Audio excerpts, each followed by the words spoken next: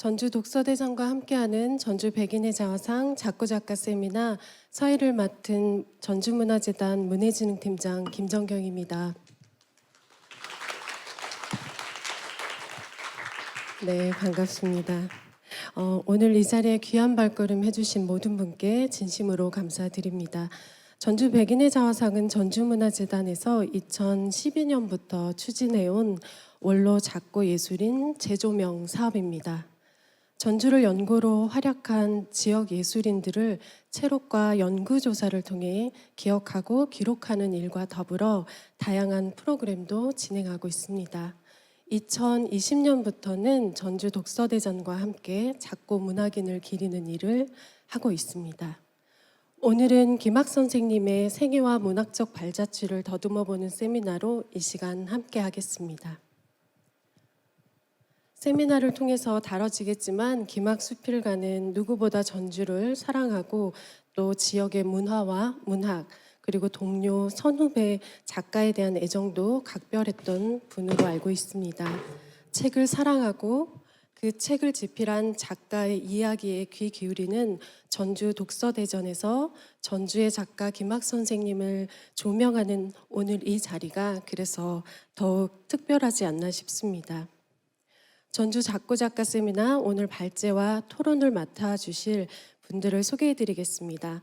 먼저 발제와 진행을 맡아주실 장세진 평론가 자리해 주셨습니다. 오늘 김학의 수필인생과 문학세계라는 주제로 발제를 준비해 주셨는데요. 장세진 선생님은 32년간 교직에 계셨습니다. 그리고 방송평론에서부터 영화평론, 문학평론, 수필, 지필에 이르기까지 다방면의 글쓰기를 하고 계십니다.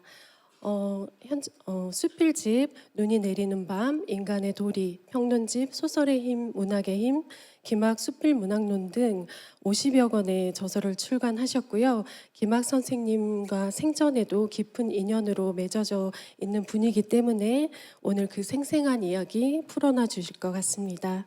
네, 다음은 토론자로 참여해 주신 백봉기 수필가 소개해 드립니다. 백봉기 선생님은 방송국에 근무하던 시절의 김학 선생님의 문학활동과 인간적 면모에 대해서 말씀 나눠주실 예정이고요.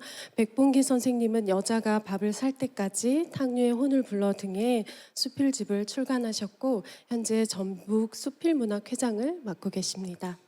네, 김학 선생님처럼 방송국에서 일을 하셨고 오랫동안 김학 선생님과의 두터운 교분을 나누셨다고 합니다. 다음 토론자 윤철 수필가 소개해드립니다.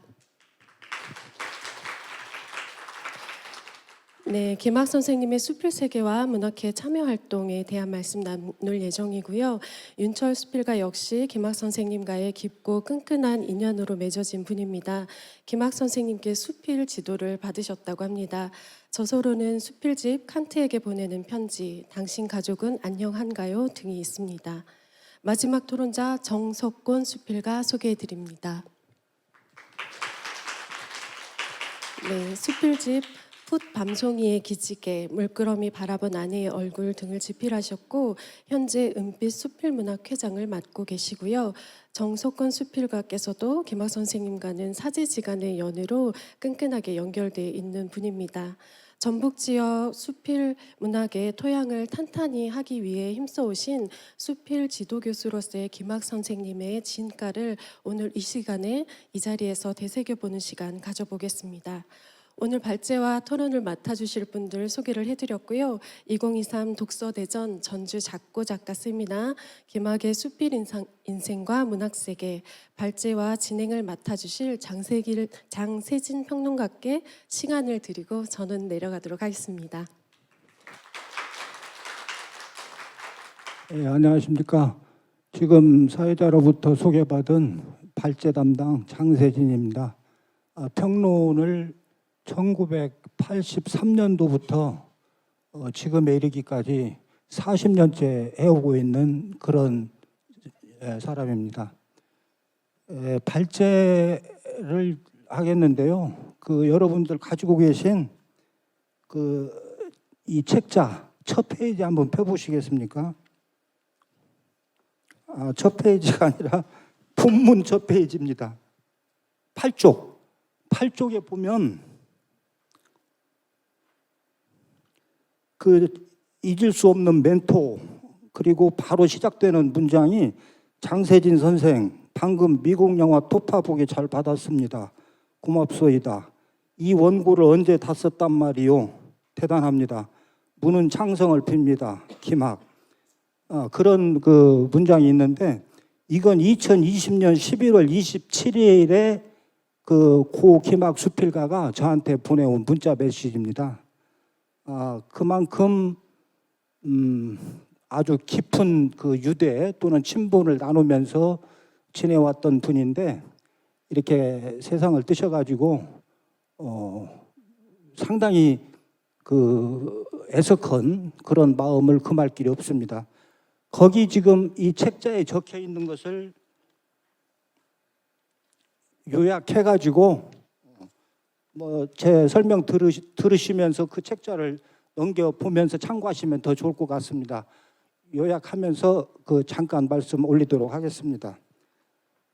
기막 수필가는 저의 고등학교 13년 선배입니다. 제가 전주 상업고등학교, 지금은 전주 제1고등학교라고 불리죠. 그 학교 출신인데요. 그 학교를 졸업하고 난 다음에 만난 그런 분 중에 한 분입니다. 제가 그 1983년도에 서울신문사에서 주최한 TV 평에 당선이 됐습니다. 그 TV 평이 드라마의 허실과, 아니 TV 문학과는 허실이라는 제목이었는데요. 드라마 평입니다. 그때만, 지금도 그렇겠습니다만 그때만 해도 아주 희귀했던 분야였거든요. 그래서 그걸 언론에 신문에 난 걸 보시고 저한테 그 전화를 해오셨어요. 이런 후배를 두게 돼서 대단히 기쁘고 자랑스럽다. 그러면서 저한테 권유를 했습니다. 전북 문단에 전북 수필문학회에 가입해서 활동해보면 어떻겠느냐.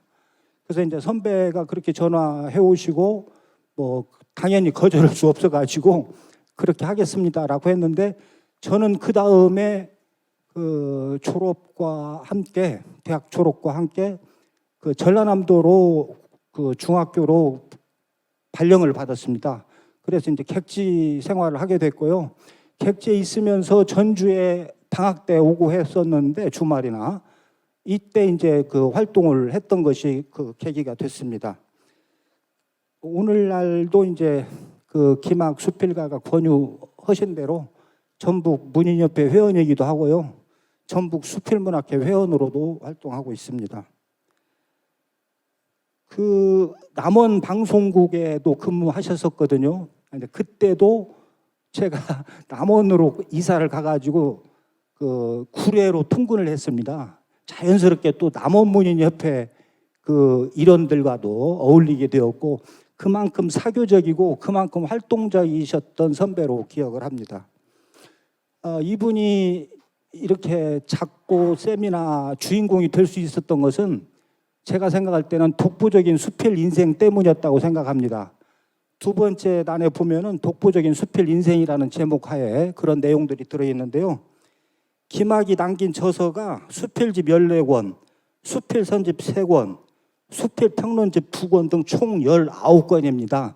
여기서 특이한 것은요, 수필 쓰시는 분들이 시인도 하셔가지고 시집도 여러 권 낸 분들이 많거든요. 근데 기막 수필가는 오로지 수필에만 매진했다는 사실입니다. 그 평론집을 빼고 선집을 빼더라도 오리지널 수필집만 14권, 이거 대단한 것이거든요. 그래서 우리 전북의 독보적인 뭐 수필가 이렇게들 평가를 하시는데, 저는 그건 좀 틀렸다고 봅니다. 전국적으로 독보적인 수필가라고 해도 틀림이 없는 그런 수필가십니다. 그 19권의 장르들에 대해서 차차 그 뒤에 기막 수필 세계에서 살펴보기로 하고요. 몇 개 항목으로 나눠가지고 어떤 그 독보적인 수필 인생을 살아오셨는가 잠깐 살펴보겠습니다. 박사골 아시죠? 임실군 상계면. 거기 출신이신데 그게 원적입니다. 전주에서 63년간 사셨던 전주 토박입니다. 그 작품 중에도 전주에 와서 그러니까 이제 전세로도 살았고 자가 집 지어가지고도 사셨고 했는데 그런 내용들이 쭉 그 수필 작품에도 나와 있고 그런 내용들 거기에 실었습니다. 그리고 이제 그 해성고등학교에서 잠깐 교편을 잡으시다가 그 6개월쯤 하고 군산 서해방송 그 프로듀서 시험에 합격해가지고 글로 옮겨가서 정년 퇴직 때까지 그러니까 방송국에서 그 프로듀서 생활로 그렇게 일생을 보내신 분이죠. 그 두 번째 항목에서는 1970년대에서 1990년대에 활동했던 그런 분야를 제 발제 끝나고 난 다음에 여기 백봉기 수필가하고 자세히 나눠보겠는데요. 잠깐만 개요를 말씀드리면 군산 서해방송 프로듀서로 근무하던 시절이 그 김학 수필가에게 수필가의 길을 걷게 했다 이렇게 단언할 수가 있겠습니다. 본인 스스로 여러 작품에서 그런 내용을 밝히셨고요. 오로지 내가 갈 길은 수필밖에 없다라는 생각을 그 방송국 근무 시절에 그 소신을 가지고 이렇게 실천해 오셨던 그런 분입니다. 그것이 이제 우리 전북 수필 문학회에도 많은 그 영향을 끼쳤는데요. 거기 그 밤의 여로란 프로에 많은 문인들을 그 초대를 해서 그 방송을 했었거든요. 그 밤의 여로에 출연했던 출연자분들, 이런 분들 전북 지역에 사시는 분들을 그 모임을 가져가지고 거기에서 전북 수필 문학회 발족회를 엽니다. 전북 수필 문학회가 태동한 동기이죠. 지금 다 떠나신 분들인데 정주환 씨라든가 한대석 씨라든가 정덕용 씨라든가 우리 전북 수필 문학회에서는 그야말로 태두라 할 수 있는 그런 분들이 전북 수필 문학회 창립에 관여를 하셨고 지금 전북 수필 문학회는 44년째 꾸준히 이어오고 있습니다. 2000년도에서 2010년대 수필 전도사의 길이라는 항목에서는 윤철, 정석군 수필가하고 자세한 얘기 나누겠는데요. 제가 간단하게 개요만 말씀드리자면은 많은 그 수필 문화생 그러니까 제자들이죠. 제자들을 가르치는 분입니다. 글쎄요, 제가 뭐 문외 아니게 조금 그 조금 그렇게 구체적으로 알 수는 없지만 제가 알기로는 이마만큼 제자들을 많이 지도해서 키워내신 분이 전국적으로 있을까 할 정도로 아주 역량을 많이 발휘하신 그런 분입니다. 대표적인 것이 전북대학교 평생교육원이죠. 여기 출신들이 지금 행촌수필문학회 조직을 해가지고 꾸준히 활동을 하고 있는 것으로 그렇게 알고 있습니다. 그 지도 방법에 대해서도 그 김학 수필가에게 그 수필 작품을 배운 여러 그 수필가들이 그 얘기를 하고 있는데 뭐 그거에 대해서도 여기 모신 패널 분들과 함께 얘기를 나눠보겠습니다. 그 다음에는 김학의 수필세계입니다. 제가 발제하는 시간이 10분 정도에 불과한데요. 되도록 짧게 그야말로 핵심만 짚어서 수필세계 말씀드리고 마치겠습니다. 지금 700여 편 정도 쓰신 걸로 아까 14권 단행본이 있다고 그랬는데요. 700여 편 쓰신 걸로 했을 때 제가 뭐 700편을 다 읽어본 건 아닙니다. 다만 김학 수필 평론을 제가 2편을 원고지 각각 100장 내지 80장에 이르게끔 쓴 적이 있는데요. 그런 것들 토대로 봤을 때 일상적 이야기를 문학적으로 승화시킨 작가다. 그렇게 단언할 수가 있습니다. 이거 쉬운 일 아니거든요. 수필이 시나 소설 쓰기보다도 더 어렵다고 할 수 있는 것이 바로 거기에 있는데요. 일상의 이야기를 늘어 놓으면서 그것을 문학적으로 승화시키는 거, 이런 일을 김학수필가는 수필을 쓰면서 쭉 해왔다라고 평론가인 입장에서 그렇게 말씀드릴 수 있겠습니다. 그 다음에 뭐 이제 문학적 형상화에 이렇게 연결이 되는 얘기겠는데요. 정확한 문장입니다. 여기 지금 수필가 분들도 많이 와 계시는데 수필가들 진짜 이 점에 대해서 통찰하셔야 합니다. 평론가인 제가 읽어봤을 때 문장이 말이 안 됩니다. 그런 문장을 가지고 수필을 쓰는 수필가들이 많거든요. 그런 점에서 완전히 벗어났다. 김학수필가는. 정확한 문장은 수필일 뿐 아니라 소설, 평론, 모든 산문 분야, 시 빼고요. 모든 산문 분야의 기본 핵심 중에 핵심입니다. 정확한 문장. 이 문장을 구사를 했다. 그렇게 볼 수 있습니다. 감동을 느끼게 하는 것도 김학수필이 가지고 있는 장점인데요. 그래, 바로 저거야 하는 그런 무릎을 탁 치게 하는 그런 그 감동을 주는 작품들이 상당히 많습니다. 이것도 이따 그 패널 분들과 얘기 나누면서 더 세세히 살펴보도록 하겠습니다.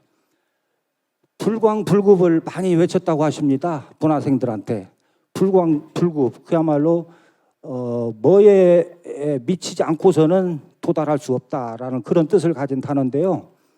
그렇다고 봅니다. 불광불급 외치시던 김학수필가 이제 가고 없습니다. 남은 우리 수필가 후학들이 그런 자세로 수필 작품에 매진해야 될 것이라고 사료됩니다. 감사합니다. 자, 이어서요. 먼저 백봉기 수필가, 지금은 전북 수필문학회장이십니다. 이분이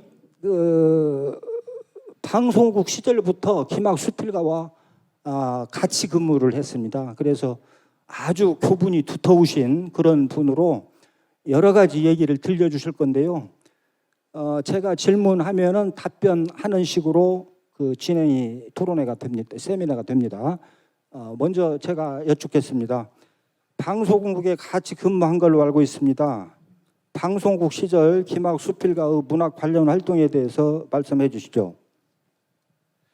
네, 2년 전에 저는 그 호칭이 직장 생활에서 부르던 그 호칭이 지금도 그대로 이렇게 불러지고 있어요. 이게 제가 작가님, 수필가님, 선배님 뭐 이런 말보다 저는 자연스럽게 그냥 부장님이라고 그렇게 호칭을 하겠습니다. 왜냐하면은 김학 부장님하고 저는 걸어온 길이 너무나 닮은 것이 많습니다. 이제 저 같이 교사 생활을 했다는 거, 그리고 군산 서해방송 PD로 입사를 했다는 거, 그리고 언론 통폐합이 되면서 김학 부장님은 남원방송부장으로 발령이 나서 가셨고, 저는 전주 KBS에서 제가 방송부장으로 승격할 때까지 이렇게 근무를 하다가 제가 이제 속초 방송부장으로 갔다가 다시 전주로 내려와서 또 김학 부장님 같이 근무하다가 제가 또 뒤를 이어서 편성부장이 제가 되고, 그분이 걸어왔던 길을 저는 그대로 걸어왔습니다. 제가 퇴임할 때까지. 그래서 그분하고 이제 그 직장에 관계되는 그런 것들이 많은 이야기가 있고, 저는 그때 당시에 라디오 프로그램 가로수를 누비며라는 프로그램하고, 그다음에 밤에 가곡의 여울이라고는 그런 프로그램을 제가 했었어요. 근데 그때는 작가가 없었어요. PD가 직접 써야 됩니다. 이게 김학 부장이 밤의 여울을 내게 된 것도 이분이 직접 글을 썼기 때문에 그 원고가 모아져서 책이 나온 거거든요.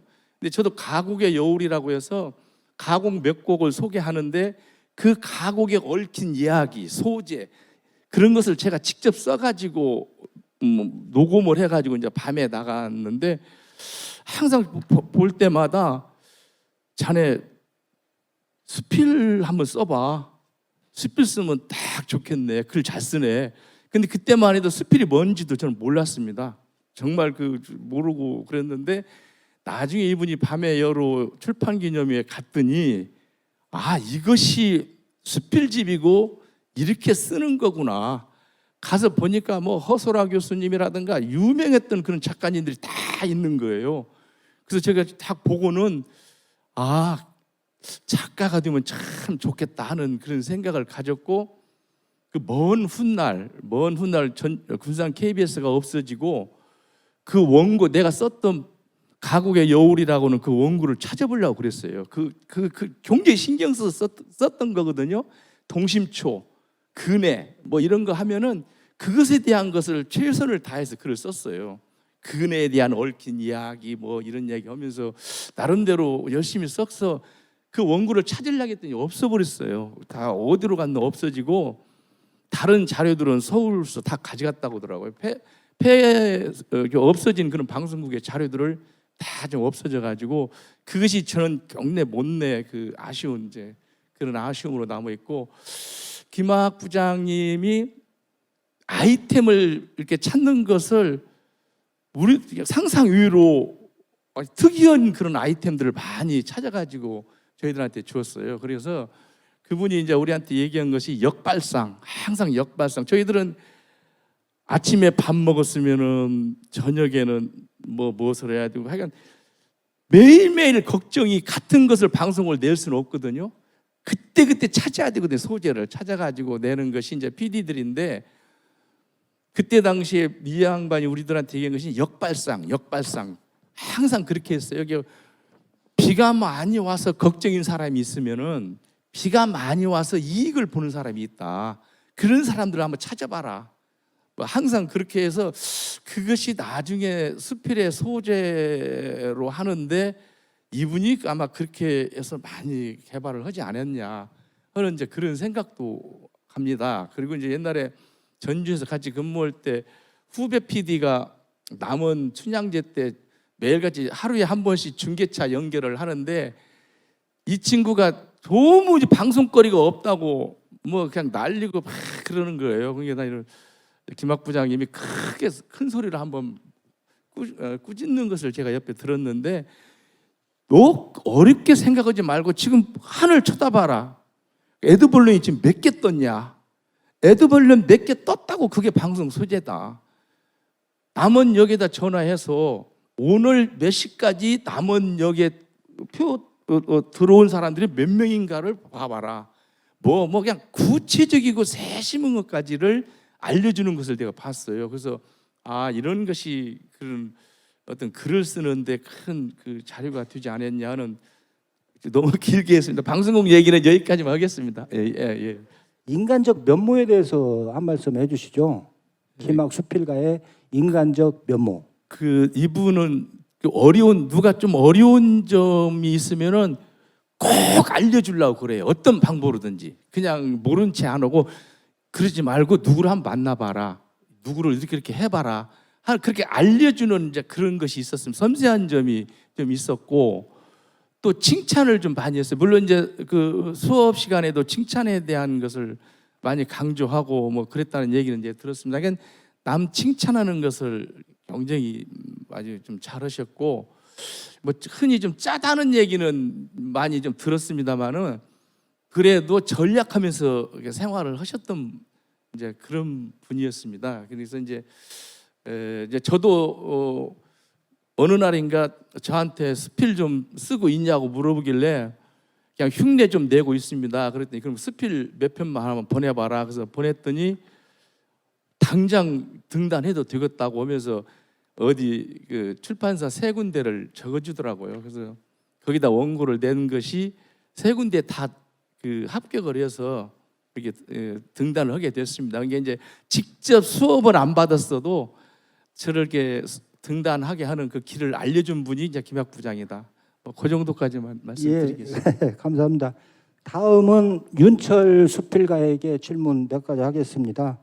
앞에서 사회자가 소개도 해드렸습니다만은 전 전북 수필 문학 회장이셨고요. 전주시 고위 공무원으로 퇴직하신 그런 분입니다. 윤철 수필가에게 묻겠습니다. 전북대 평생교육원에서 김학 수필가의 지도를 받은 것으로 알고 있습니다. 김학 지도 교수의 강의와 에피소드 같은 게 있으면 좀 들려주시죠. 사실 저하고 김학 선생님은 전북대학교 평생교육원이 첫 만남은 아니었습니다. 김학 선생님의 이 첫 사회생활은 교사였고요. 아까 발제에서 말씀드린 것처럼 해성고등학교에서 딱 6개월 교사 생활을 했는데 그 한 학기 동안에 만난 학생이 바로 저입니다. 근데 언젠가 김학 선생님이 KBS 대담에 나와가지고 그때 그 당시에 기억나는 학생으로 몇 명을 거명하는데 저도 하나 들었더라고요. 그건 아마 저를 기억해서라기보다는 그때 당시에 수필을 배우고 있었기 때문에 립서비스 해주신 것이 아닌가 이런 생각을 해봅니다. 저하고 두 번째 만남은 제가 이 2002년도 피파 월드컵 때 추진 단장을 했었습니다. 그리고 김학 선생님은 KBS에서 편성부장으로 계셨는데 이때 이 월드컵 홍보하는 그런 프로그램들을 굉장히 많이 했어요. 그래서 그 프로그램들을 같이 고민하고 만들고 그랬던 그 기억이 있습니다. 근데 그때도 이미 김학 선생님은 원로 수필가셨는데 저는 이분이 차마 수필 쓰는 사람이라고는 전혀 생각을 못했습니다. 그리고 제가 이제 글 공부를 좀 해봐야 되겠다 하고 전북대학교 이 평생교육원에 갔습니다. 그래서 수필반에 등록을 했는데 그게 제가 수필에 입문하게 된 계기고 지금 명색이 문이라고 껐덕거리고 돌아다니는 그런 이 계기가 되겠습니다. 그때 김학 선생님을 세 번째 만났는데 아무튼 지금 돌아보니까 김학 선생님하고 저하고는 제 인생에 있어서 상당히 이 중요한 때에 그 만나는 운명적인 만남이었지 않느냐 이렇게 생각을 합니다. 이 발제자께서 저한테 주문한 것이 그 수업 내용에 대해서 좀 그 말씀을 해주시라 그랬는데 수필 수업이 뭐 어디나 다 비슷비슷하죠. 누가 가르쳐도 대개는 비슷비슷하더라고요. 그런데 김학 선생님만큼의 이 특별한 그런 방식이 있습니다. 그것이 먼저 칭찬 릴레이입니다. 이 수업을 시작하기 전에 거기에 있는 수강생들은 하나도 빠짐없이 이 칭찬을 한마디씩 해야 됩니다. 그 칭찬의 주제들이 뭐 사람이나 사물, 현상 이런 것뿐만이 아니라 날씨라든지 하다못해 그 평생교육원에 오면서 만난 길가의 돌멩이까지도 칭찬의 이 대상이 되었습니다. 아마 그것은 이 사물이나 어떤 현상을 예사로 보지 마라. 그래서 이 관찰력과 사고력을 기르는 그 훈련이었다 그렇게 생각을 합니다. 조금 수필 이론적으로 말씀을 또 드리자면은 수필가가 가져야 될 덕목 중에 하나가 낯설게 하기입니다. 그 낯설게 하기를 신천적으로 이 교육시킨 방법이 아니었지 않나 그렇게 생각을 합니다. 두 번째로 이 선생님이 이제 수업이 시작이 되면은 그 수강생들이 각자 자기의 그 습작품을 읽고 그것에 대해서 서로 이 감상평을 말하는 하평식으로 이 교육을 했습니다. 근데 대부분의 이 수필 교실에서 그 하평식 교육으로 하평이 끝나면은 지도 교수님이 결론을 맺습니다. 근데 김학 선생님은 절대 그러지 않았습니다. 그건 제가 생각할 때 이 수필에서 옳고 그름이 어디가 있겠어요? 또 수필의 결론이 어디가 있겠습니까? 그거는 각자 알아서 판단하고 또 이 습작품을 그날 발표한 그 수강생에게 만약에 지적하게 되면은 이 선생님이 지적했으니까 영광으로 아는 게 아니라 솔직히 얘기해서 기분이 나쁩니다. 그래서 그 수강생을 존중하는 그런 의미였지 않느냐 그런 생각을 하게 됩니다. 한 가지 더 말씀을 드리자면 진짜 열정적인 그 첨삭 지도입니다. 김학 선생님은 매일 새벽 4시에 일어나신다 그래요. 그래가지고 맨 먼저 일어나서 하시는 일이 수강생들이 그날 보내온 그 이메일로 보내온 작품을 일일이 그 읽어보고 여기에 대해서 선생님의 의견을 첨삭해서 지도를 해주십니다. 또 그 중에서 좀 괜찮다 싶은 작품이 있으면 두rum이라는 아이디로 여기저기 그 문학단체 카페에 그 작품을 올려놓습니다. 말하자면 수강생들의 그 작품을 이 세상에 선보이고 발표를 시키는 거죠. 근데 이것도 좀 문제는 있습니다. 수강생들이 아마 공모전에 내려고 하면은 공모전의 조건이 어디든 대부분 이 미발표, 신작 이렇게 조건을 다는데 이 인터넷에 발표한 것도 기발표작이 됩니다. 이런 그 문제가 있었던 적도 있고 또 어떤 카페에서는 제발 좀 그만 올리라고 자제를 요청받은 그런 그 사례도 있습니다. 근데 그것은 그런 열정은 아마 선생님이 이 수필에 미쳤기 때문이 아닌가. 그 한국수필가협회 최원현 이사장께서는 김학 선생님을 수필에 미친 사람이라고 표현했습니다. 이 아름답게 곱게 미친 사람이다 이렇게 평을 하셨는데 아마 그런 열정들이 그 중에 하나였지 않나 이렇게 생각을 합니다. 이상입니다. 예, 감사합니다. 김학 수필가가 어떻게 수필 지도를 했는지 아주 세세하게 말씀을 해주셨는데요. 금방이라도 살아서 이거 이렇게 해, 저거 저렇게 해 하시는 듯한 그런 영상이 잠깐 스칩니다. 다음 질문 드리겠습니다. 700편 가까이 수필을 창작하셨는데 혹시 그 중에 기억에 남는 작품이 있다면 잠깐 말씀해 주십시오. 김학 선생님의 그 수필 세계에 대해서는 제가 아까 점심 먹으면서 그 발제하신 장세진 평론가님께도 미리 말씀을 드렸지만 사실 제가 어떤 말을 보태거나 뺄 수 없을 정도로 예리하고 소상하게 이미 발제해서 다 말씀을 해주셨습니다. 또 그것이 유인물로도 또 나와 있습니다. 그래서 이게 말씀을 잘못 들으면은 꼭 인삼 앞에서 도라지 냄새 피는 꼴이 되지 않을까 그런 생각이 들어서 저는 다른 시각에서 그 몇 가지 그 말씀을 좀 드리겠습니다. 선생님의 그 비빔밥 같은 수필이라는 작품에서 보면 선생님은 수필을 나는 내 수필의 소재를 내 생활 주변에서 찾는다.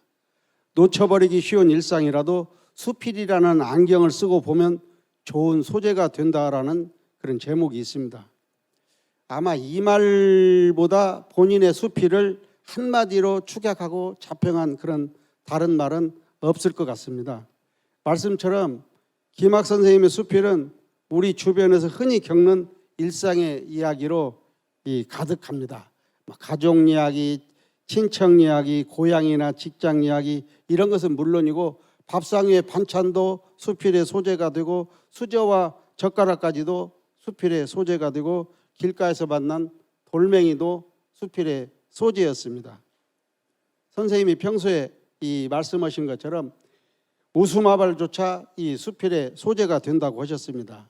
그런데 이런 소재들을 석공이 바위를 쪼아서 부처를 만드는 것이 아니라 그 바위 속에 숨어 있는 부처를 찾아낸다고 이렇게 말씀을 하셨거든요. 그런 작업을 하셨다 그렇게 생각을 합니다.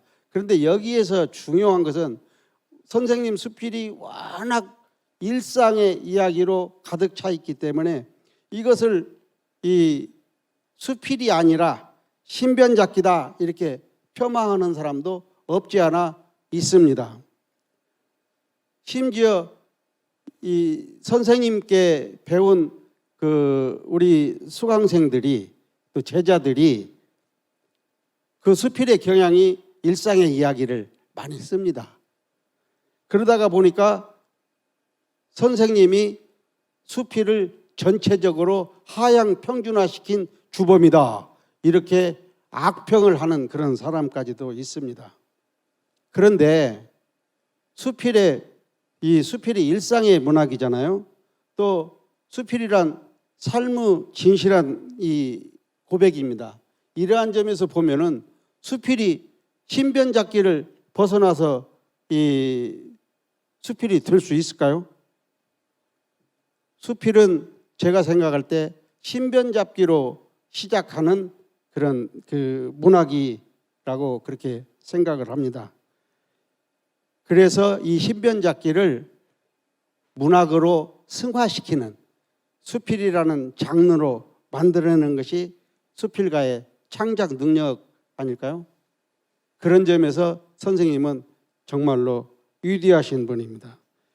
또 그런 점에서 우리 장세진 평론가님께서 말씀하신 김학 선생님의 그 수필색의 특징 중에 하나를 일상적인 이야기의 문학적 형상화라고 정리를 하셨는데, 저는 이 말에 적극 공감하고 있습니다. 이 발제에서 말씀하신 것 같이 김학 선생님은 모두 14권의 수필집에다가 700여 편의 작품을 발표를 하셨습니다.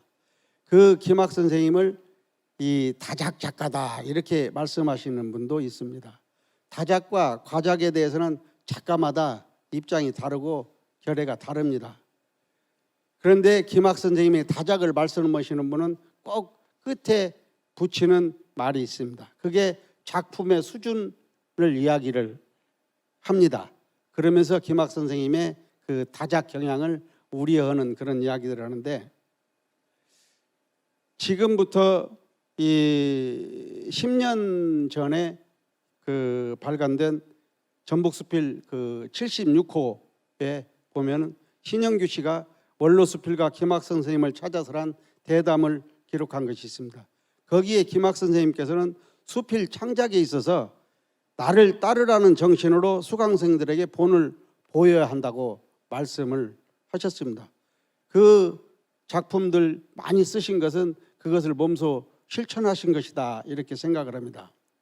생전에 수필집을 14권 그 발간을 하셨는데, 그 중에서 밤의 여로 방송수필집 2권을 제외하면 12권입니다.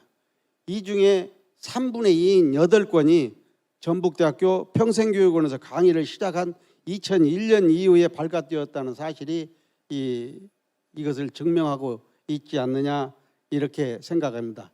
그런 점에서 선생님의 다작은 걱정할 일이 아니라 후배들을 위한 헌신이었다, 그런 생각을 해봅니다.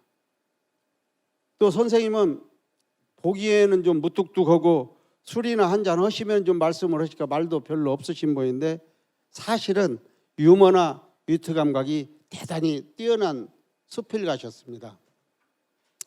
유머나 위트는 수필이 수필로서 존재하는데 또 문학성을 더하는데 아주 중요한 그런 요건이 되고 있죠. 제가 많은 작품 속에서 2개만 좀 골라봤습니다. 김학 선생님은 코를 엄청 고르셨거든요. 그래서 불평을 사모님이 하시니까 사모님에게 자신의 코 고는 소리를 녹음을 해두라고 했습니다. 자기가 들어보려고. 그런 그 일화를 코 고는 소리라는 작품을 쓰셨는데, 저는 그것을 읽을 때마다 정말로 빵 터집니다. 그리고 또 미국을 가셨는데 얼마나 단순하신 이 선생님의 이 성격 일면이 나오는 일이, 미국 가는 것을 옆집 가는 정도로, 다른 도시 가는 정도로 생각을 해가지고, 분명히 미국을 가셨는데 공항에서 저한테 급히 전화가 왔어요. 그래서 왜 그러십니까 그랬더니, 어이, 이 미국 가려면 비행기표만 있는 게 아니라 비자도 있어야 한다네. 그때 전자비자를 받아야 되는데 그걸 안 받고 가신 거예요. 다행히 그 원격으로 이게 컴퓨터로 해가지고 제가 전자비자를 내드린 적이 있습니다. 그때 미국을 갔다 오셔갖고 발표한 그 작품 중에 내 배는 배도 아니여라는 작품이 있습니다. 선생님 배 엄청 나왔거든요. 아마 이 선생님 스스로 선생님 그 중요한 부분을 못 봤을 거예요. 배가 나와가지고. 그런데 그런 분이 미국에 가서 남산만하게 나온 그런 그 미국 사람들을 보고 내 배는 배도 아니여 이런 작품을 쓰셨는데 그 사실 배 나온 게 굉장히 스트레스예요. 그런 스트레스를 그 웃음으로 승화시킨 그런 그 작품을 읽어보면 지금도 그 짠한 그 생각이 듭니다. 마치겠습니다. 많이 길어진 듯한 그런 답변이셨는데 그래도 작품 세계가 워낙 많은 작품들을 갖고 계신 분이기 때문에 그렇다라고 이해를 해주시고요. 제가 하나만 더 부탁했습니다. 이야기가 있는 수필이라는 겁니다. 아까 일상적 이야기라고 했었는데 그 전하 아니 되옵니다라는 작품이 있거든요. 이것이 사극을 시청한 시청기이지만 여기에는 사회 비판적 메시지가 있어요.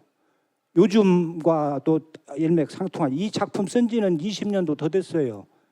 제가 기억하기로. 근데 닫힌 언론의 일침을 가하는 그런 사회 비판적 메시지를 담아내는 수필도 여러 편 쓰셨다 하는 점을 제가 추가해서 말씀 올리겠습니다. 그리고 다시 이어지겠습니다. 윤철 수필가님, 전임 수필 회장이신데요, 전북 수필문학 회장이신데 그 재임 시절에 김학 수필가 수필문학회 활동은 어떠했는지, 그리고 원로로서 위상이랄까요, 이런 건 어떤지 좀 간단하게 말씀 주시면 좋겠습니다. 저는 그 전북수필문학회 회장을 재임을 했습니다. 그래서 2018년부터 2021년까지 4년간 그 봉사를 했는데요. 김학 선생님은 전북수필문학회 창립 멤버입니다. 또 2대 이 회장을 역임하셨습니다. 전북수필문학회가 이 회원 가입 자격이 등단 후에 5년이 경과되어야 됩니다. 그래서 이 가입 자격과 절차가 굉장히 까다로워서 당시에는 전북수필문학회 가입한 것만으로도 큰 영광이었던 때가 있었습니다. 근데 세월이 지나면서 여러 그 문학단체들이 생겨나고 또 회원들의 이 참여도가 좀 저조해지고 그래서 전북수필문학회의 존립 자체가 위기에 빠진 적도 있었습니다. 지금은 잘 되고 있습니다만 어찌됐건 지금은 전북 전라북도 수필가협회의 기능과 역할을 담당하는 명실상부하게 도내에서 이 수필문학단체의 맏형 역할을 하고 있는 그런 이 문학회라고 생각합니다. 그렇지만 김학 선생님의 전북수필문학회 참여 활동은 솔직히 말씀드려서 전북수필문학회 창립 주역이고 또 원로 수필가로서 위상에 걸맞지 않게 상대적으로 좀 소극적이었다 그렇게 생각을 합니다. 그거는 이 여러 가지 이유를 좀 들 수 있겠지만 가장 중요한 것은 이 본인의 제자들로만 구성된 행촌수필문학회라든지 은빛수필문학회에 더 많은 관심과 참여가 있지 않았나 그렇게 생각을 합니다. 또 하나 그 이유를 대자면 이유를 이 자리에서 굳이 이렇게 구구절절히 짚어야 할 필요는 없겠고요. 우리 문단이나 후배 수필가들이 원로 수필가를 더 적극적으로 모시고 챙기고 이렇게 예우하고 존경심을 갖는 그런 그 문화가 좀 부족하지 않냐 이런 점을 반성하면서 그간의 잘못을 다시 되돌이켜보는 그런 시간을 가지는 게 훨씬 좋겠습니다. 아마 여기 계시는 수필가님들도 거의 그 김학 선생님 제자들이지 않나 그렇게 싶습니다.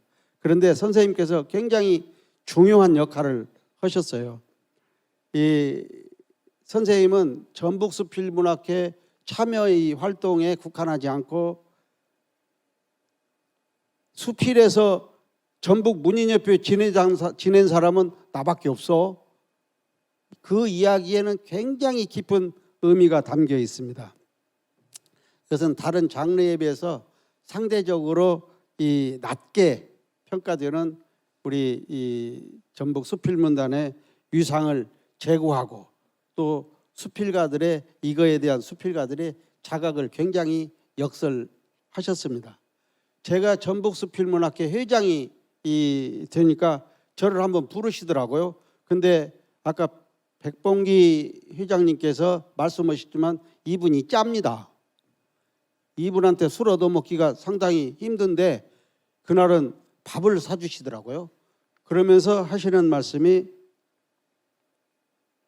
이 전라북도 수필문학단체를 좀 한번 규합하는 그런 그 방안을 한번 마련해봐라.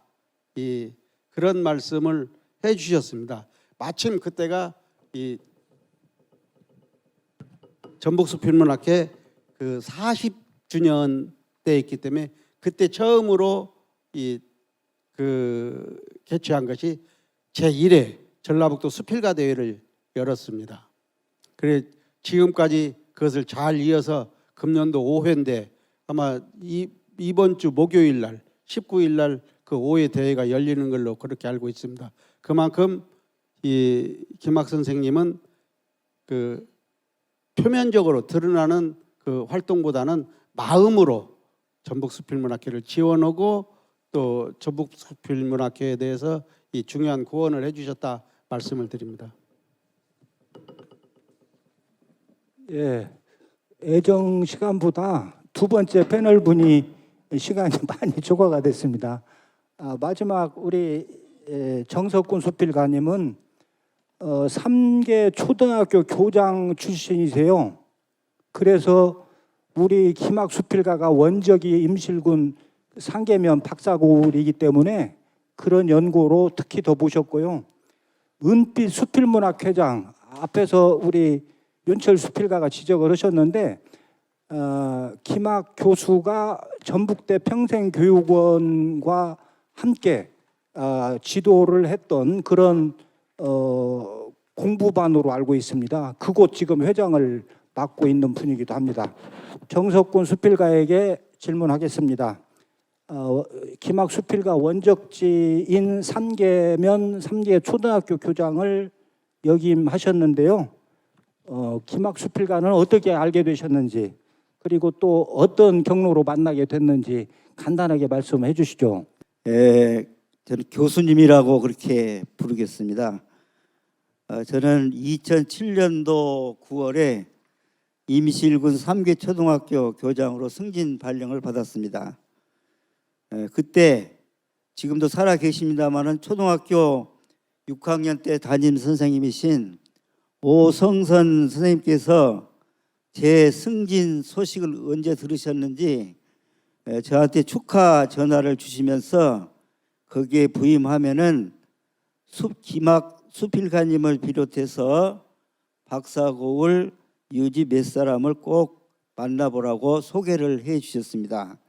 그때의 그 3개 초등학교 출신인 김학 수필가님의 성함을 저는 처음 들었습니다. 그리고 바로 인터넷을 검색해 보았습니다. 인터넷을 보니까 수필가로서 명망이 높고 영향력이 아주 크신 분이라는 것을 검색을 통해서 알았습니다.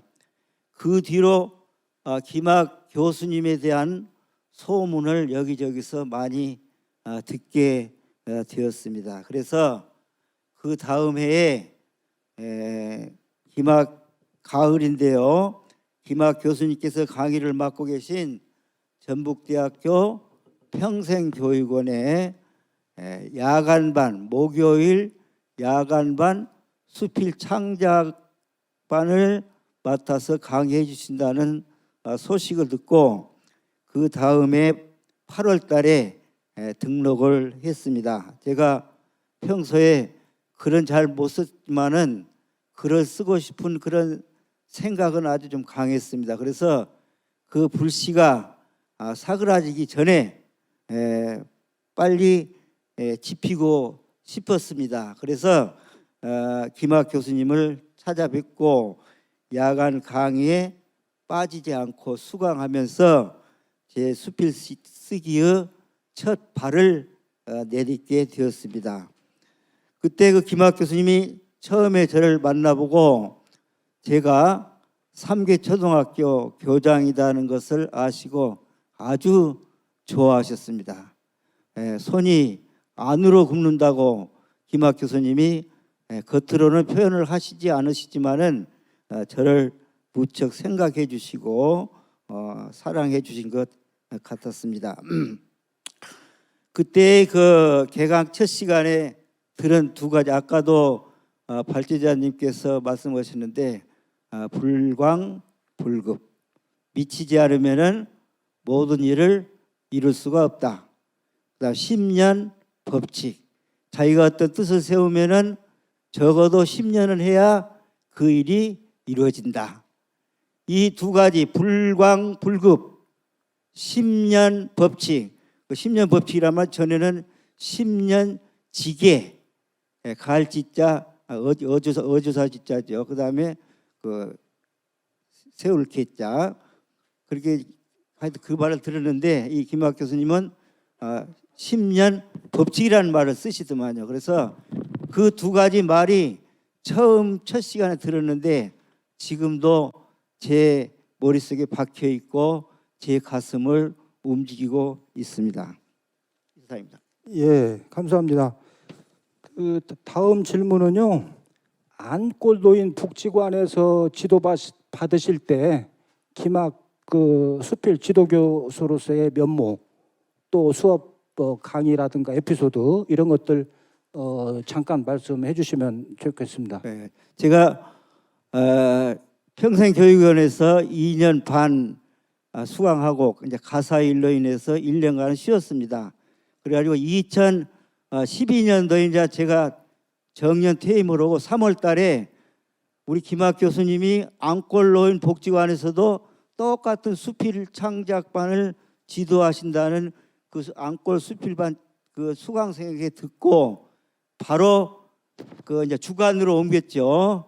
월요일 날, 매주 월요일 날 오후 3시 하는데 안골 복지관으로 옮겨가지고 10여 년 동안을 같이 또 교수님의 강의를 듣고 수필 공부를 했습니다. 그러니까 지금 에피소드를 말씀드리겠습니다. 코로나 전이니까 한 5년 전일 거예요. 그때 어느 문학단체에서 가을 문학기행을 충남 공주산성, 그 다음에 그 옆에 있는 나태주 들꽃문학관, 그리 문학기행을 한번 갔었습니다.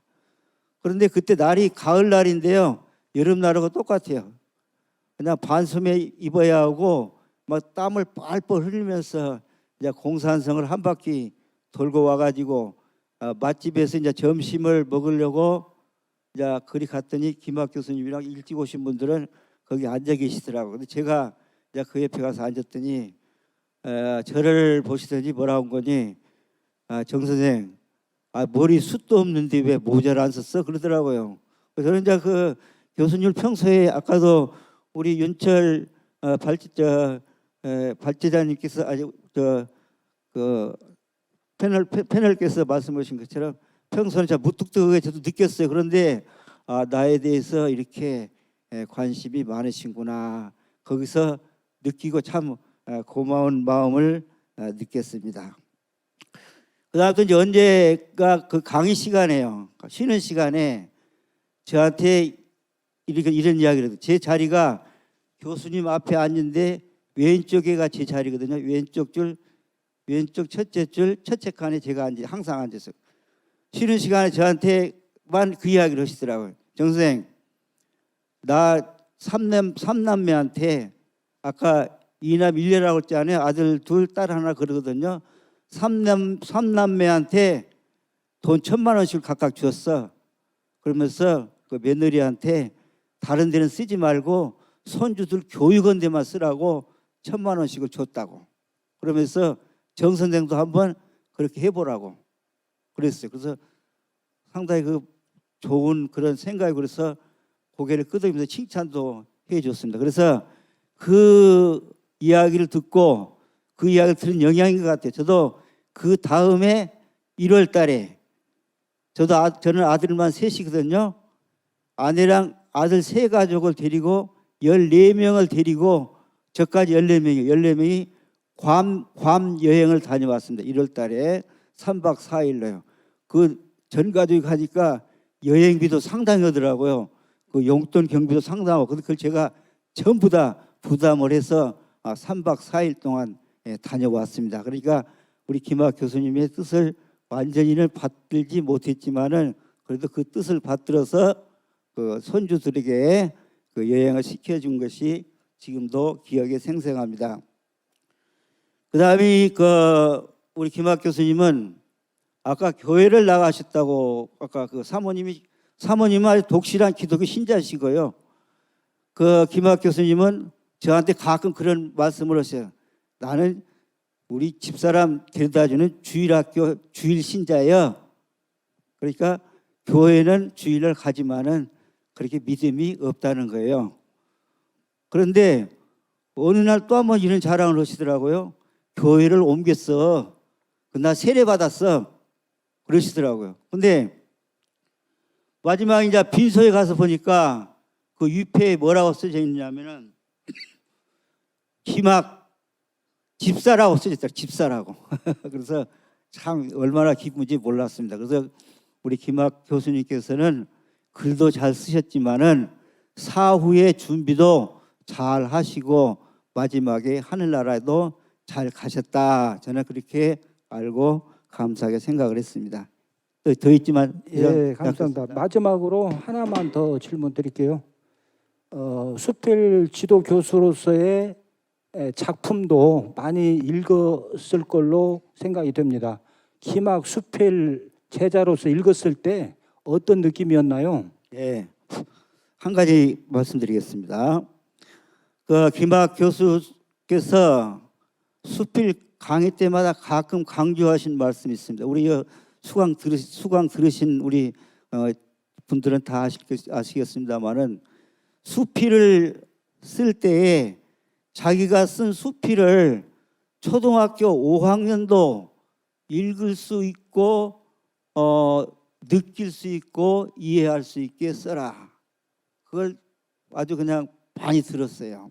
그래서 되게 이제 그 우리 김학 교수님 수필을 읽어 보면은 굉장히 글이 쉽습니다. 쉬워요. 그 다음에 문장이 간결해요. 간단해요. 문장이 간결해요. 그리고 되도록이면은 수식어를 넣지 말라고 그러거든요. 우리는 글을 예쁘게 꾸며야 좋은 수필이 된 줄 알고 형용사, 부사를 많이 쓰지 않아요? 근데 형용사 앞에다 또 형용사 쓰고 그렇게 막 쓰지 않아요. 근데 우리 김학 교수님은 글을 보내드리면은 전부 다 빼버립니다. 반복되는 수식어를 빼고 되도록이면은 수식어를 빼시더라. 그래서 부사와 형용사 수식어를 되도록이면은 쓰지 말아라.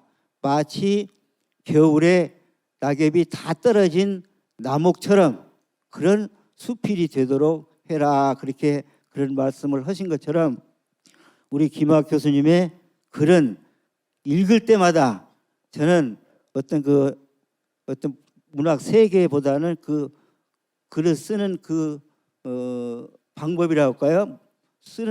쓰기론이라고 할까요? 거기에서 그런 것을 많이 느꼈습니다. 그러면서 글이 아주 깔끔합니다. 마치 시골 새색시처럼.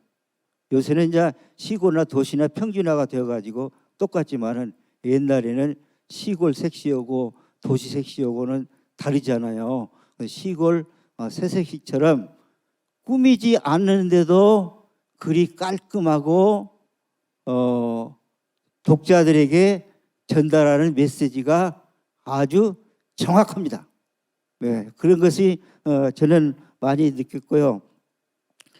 그 다음에 하나는 그래서 우리 김학 교수님의 수필은 아까 우리 윤철 패널께서도 말씀하셨지만 여러 가지 물론 그 다작을 하시기 때문에 뭐 여러 가지 좀 안 좋은 소리도 있지만은 그러나 우리 김학 교수님 수필은 우리 국민이면은 누구나 다 좋아하는 누구나 다 읽을 수 있는 국민 가수가 아니라 국민 수필가가 아닌가 국민 수필이 아닌가 저는 그렇게 칭찬을 해주고 싶습니다. 우리 김학 교수님 제가 존경하고 따르는 것은 그 수필 쓰기의 전략도 많으시지만은 그것보다는 수필을 쓰기에 실전이 강한 그런 분이셨다고 생각하고 지금도 따르려고 노력하고 있습니다. 김학 교수님은 대학 시절부터 그 수필을 쓰기 시작했다고 그래요. 그리고 아까 방송국에서 거치면서 그 다음에 쭉 수필을 쓰셨는데 마지막 돌아가시기 전까지 수필을 쓰신 거예요. 뭘 통해서 알 수 있냐면 제가 다른 사람이 김학 교수님에 대해서 써놓은 그 글을 읽고 알았는데요. 마지막 돌아가실 때 병원에서 1월 달에요. 병원 입원했을 때 하늘나라에 가실 줄 알으셨는가 사모님한테 전화를 해가지고 무슨 전화를 하셨냐면은 내가 써놓은 수필집을 지금 USB에 저장해 놓았으니까 어느 출판사에 가서 몇 부만 찍으라고까지 말씀을 하셨습니다. 그러니까 우리 김학 교수님은 돌아가실 때까지 실전에 임하신 거예요. 그래서 저는 이제 그런 것이 참 좋아서 지금도 교수님을 존경하고 따르려고 노력하고 있습니다. 평소에도 늘 쓰신 그 수필을 우리 수강생들에게 보내주고 또 강의 시간마다 꼭 본인 글을 한 편씩 읽어줘요. 지금 수필 강의하신 분이나 시 강의하신 분들 자기 작품을 읽어주신 분들은 별로 없으실 것입니다. 그런데 우리 김학 교수님은요 강의 때마다 자기 수필을 옛날에 써놓으신 수필이든지 지금 바로 따끈따끈한 수필이든지 꼭 읽어주세요. 그것이 저에게는 큰 감동이라고 생각합니다. 그래서 우리 그 김학 교수님이 전북대학교 사학과를 졸업하셨는데 그 대학 다니실 때 ROCT를 복무를 하셔가지고 군 소대장으로 가서 근무를 하셨는가 봐요. 그 소대장 정신이 아주 그냥 머리에 박혀가지고 수필 쓸 때도 그런 정신으로 쓴다는 거야. 그러니까 우리 후진들을 마치 자기 소대원처럼 생각을 하고 너희들은 내가 소대장으로 수필을 쓴 것처럼 너희들도 나를 따라서 수필을 써라.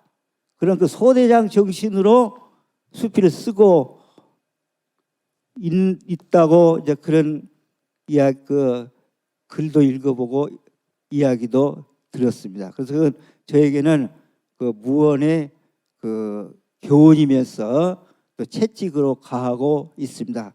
지금도 제 가슴에는 머리에는 그 음성이 지금도 들리고 되도록이면은 많은 수준 높은 글을 쓰려고 노력하지만은 어디 그렇게 됩니까? 그런 것보다는 물론 노력을 하지요. 노력하면서 우리 김학 교수님처럼 다작 많이 써보자. 많이 써보자.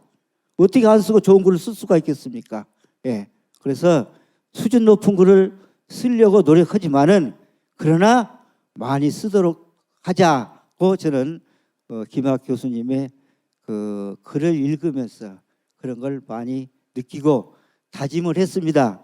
그리고 지금도 안 되지만은 그렇게 하려고 노력하고 있습니다. 감사합니다. 예, 지금 USB에 담아서 그러니까 유작이 되겠죠. 유작집이 되겠는데 혹시 발간 소식 들으셨나요? 못 받으셨어요? 할 얘기가 더러 있습니다만은 자꾸 그만 끝내라고 연락이 와서 우리 그 하나만 더 지금 현재 전북 수필문학회장을 맡고 계신 백봉기 수필가에게 하나만 더 질문하고 세미나를 끝내도록 하겠습니다. 김학 수필가가 전북 수필문학회 창립 멤버라는 얘기를 지금 얘기해서 쭉 나눴는데요. 저는 작년쯤인가요? 그 김학 수필 문학론 추모문집 낼 때에 그런 소식을 들었었거든요. 고향인 삼계면에서 김학 도서관을 추진 중이라는 얘기를 들은 바가 있습니다. 혹시 그에 대해서 이렇게 더 자세히 들으신 내용이 있으신지. 또 하나는요, 잠깐요. 또 하나는 이 정도 위협을 가지신 분이면 김학 수필 문학상 정도는 제정 시행되어야 하지 않나 하는 생각이 듭니다. 일부 출판사에서 그런 뜻을 밝힌 걸 제가 듣기도 했고, 저도 고교 후배로서 그리고 추모문집 편 저자로서 깊은 관심을 갖고 있어서 현재 수필문학 회장님 맡고 계시는 백수필가님에게 질문 드리는 겁니다. 말씀해 주시죠. 당연히 시간이 지나면은 이제 가족이라든가 우리 제자님들, 그다음 우리 수필가님들이 뜻이 이제 모아질 거라고 생각이 듭니다. 그럴 때는 이제 당연히 이제 기념 사업이라든가 어떤 추모 사업, 아까 말씀드린 김학 수필 문학상, 요건 저도 가장 머리에 먼저 떠올렸던 것이 그 내용입니다. 아마 이렇게 추진될 거라는 생각이 들고, 이런 김학 우리 작가님을 정말 이런 자리에 이렇게 같이 한번 생각할 수 있는 시간을 갖게 해준 전주 문화재단에 진심으로 감사를 드립니다.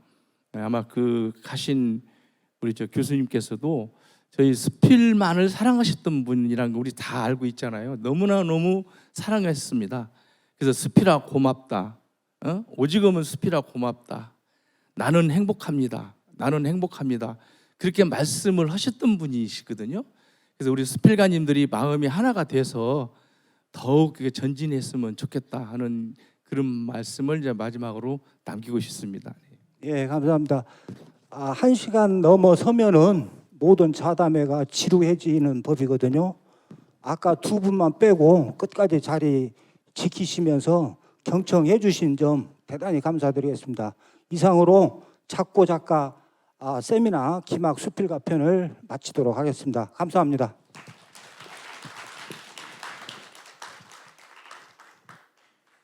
네, 김학 선생님의 수필 인생과 문학세계에 대해 알아보는 시간 가져봤습니다. 이번에는 오늘 말로는 다 전해드리지 못한 김학 선생님의 문학세계를 아름다운 음악으로 느껴보는 시간 마련했습니다. 문학 곁에 음악이라는 작은 공연 준비했는데요. 고니밴드가 지금 무대 기다리고 있습니다. 첫 번째 곡은 김정배 시인이 김학 선생님의 작품을 읽고 노랫말을 썼고요. 고니밴드가 곡을 붙여서 완성한 노래입니다. 날아가는 밥 함께 감상하시고요. 이 가을에 그리고 오늘 이 자리에 잘 어울리는 서정적인 곡들도 함께 들려드린다고 합니다. 큰 박수로 청해 보겠습니다.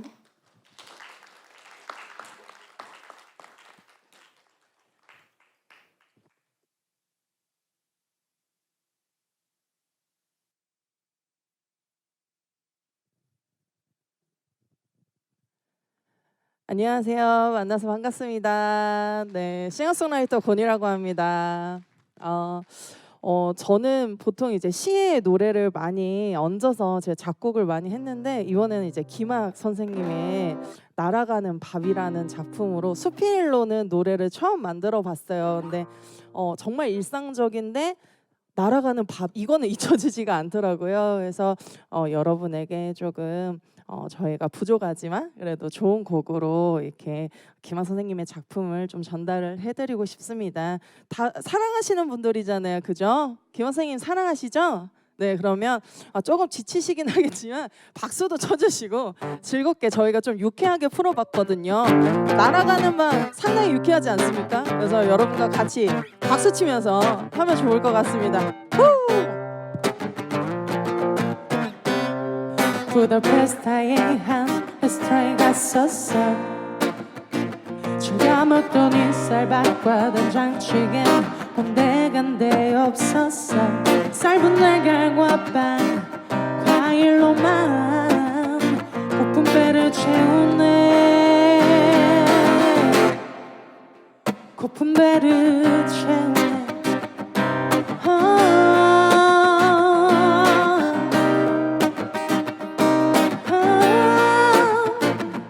아내는 어디선가 밥으로도 왔어.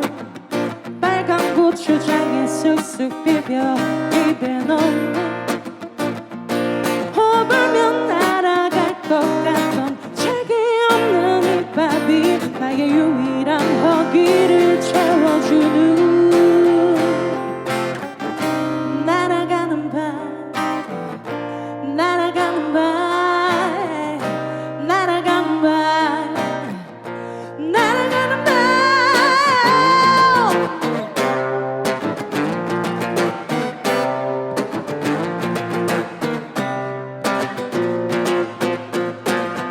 부다페스트가 왜 부다페스트인지 아니.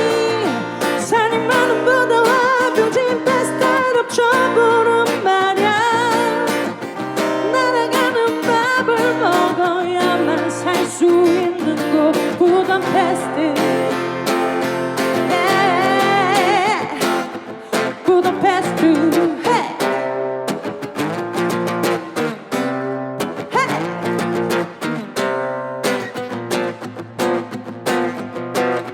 그곳을 떠나왔지만 영원히 잊지 못할 헛날이 정신을 강조하던 날아가는 밤. 여전히 나는 그날을 기억해.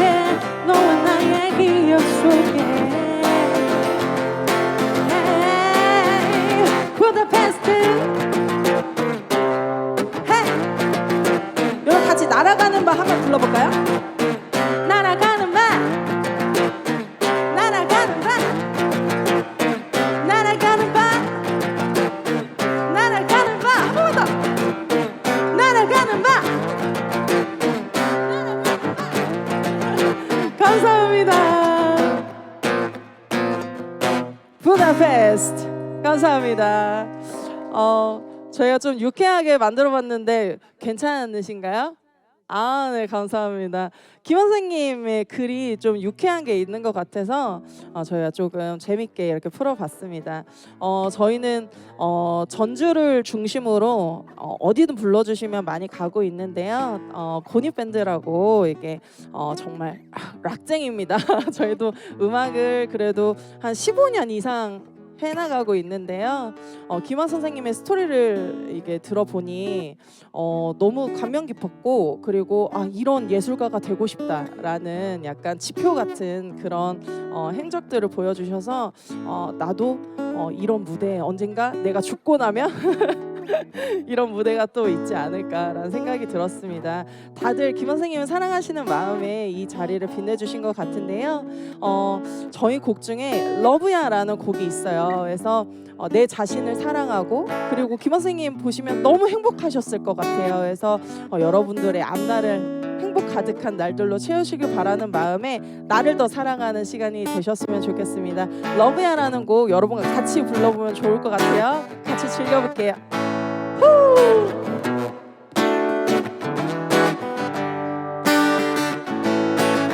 제가 love you 야야 하면 박수 두 번 같이 쳐주세요. 깨어나 깊고 내리치는 날 리듬에 어떤 강렬하게 이젠 뒤돌아볼 시간은 없어. 밝아오는 새로운 날에 인사할래. It's my time, it's my time. 인생은 돌고 돌아 나라는 미를 찾아가. It's my love, it's my truth. 설명이 필요 없는 순간 슬픈 눈 어제의 넌 잊어야 해. 이름은 적을 만들지. 내게 말해 love you love you yeah yeah love you yeah yeah 부자라고 날 믿을 수 있게 love you 이렇게 하지. love you yeah yeah love you yeah yeah love you yeah yeah love you yeah yeah 짝짝. 많이 지치신 것 같아요. 여러분 박수 한번 주세요. 오늘 진행을 너무 재밌게 해주셔서 약간 김한 선생님의 일생기를 보는 것 같았습니다. 너무너무 감사합니다.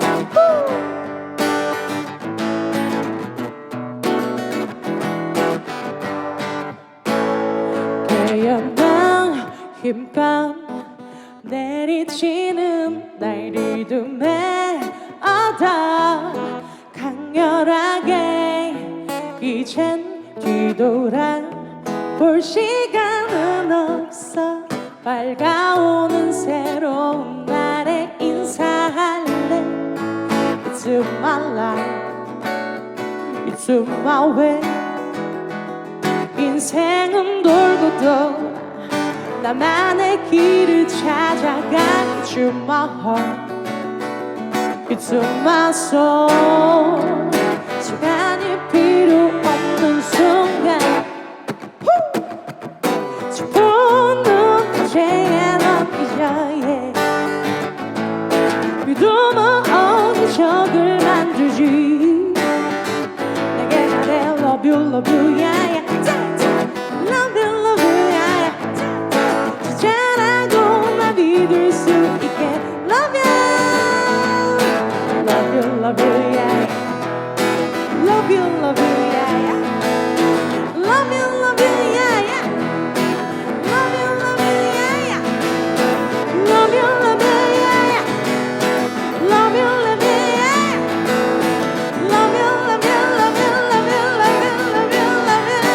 yeah 감사합니다. 네. 여러분들이 계속 당황하시면서 언제 치지? 하시는 모습이 너무 귀여우셨어요. 네. 오늘 하루도 또 알차게 따뜻하게 보내시면 좋겠고요.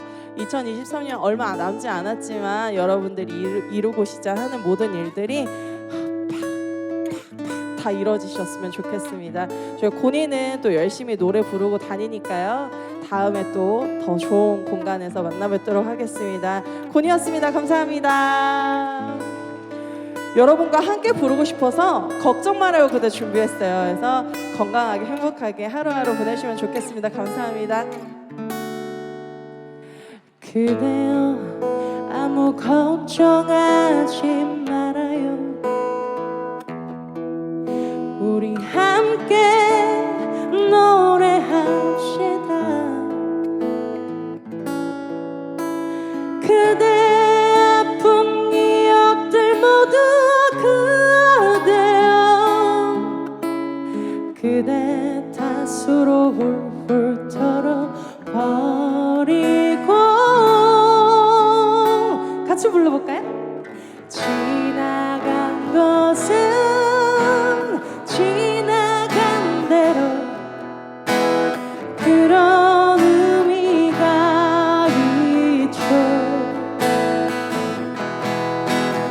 떠난 이에게 노래하세요. 후회 없이 사랑해 노래만해요. 그대는 너무 힘든 일이 많았죠. 새로움은 잃어버렸죠. 그대 슬픈 얘기들 모두 그대여 그대 탓으로 훌훌 털어버리고 같이 불러볼까요?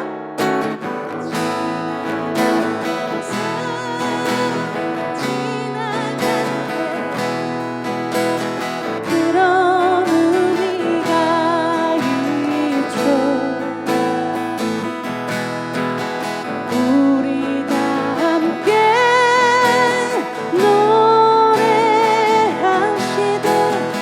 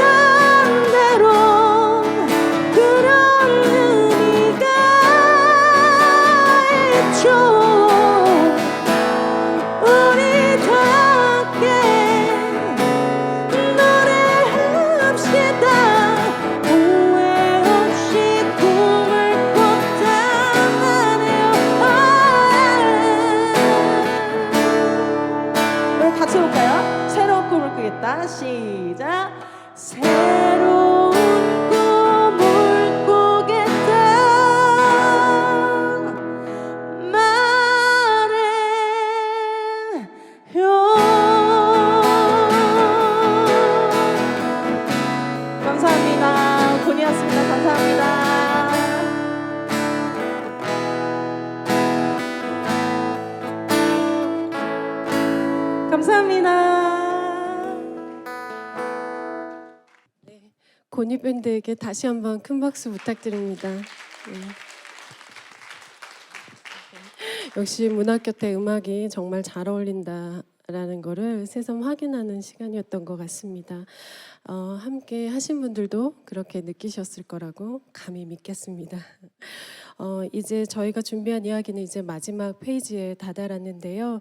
발제와 진행을 맡아주신 장세진 평론가님, 그리고 토론에 참여해주신 백봉기, 윤철, 정석곤 수필가님께도 다시 한번 큰 박수 부탁드리겠습니다.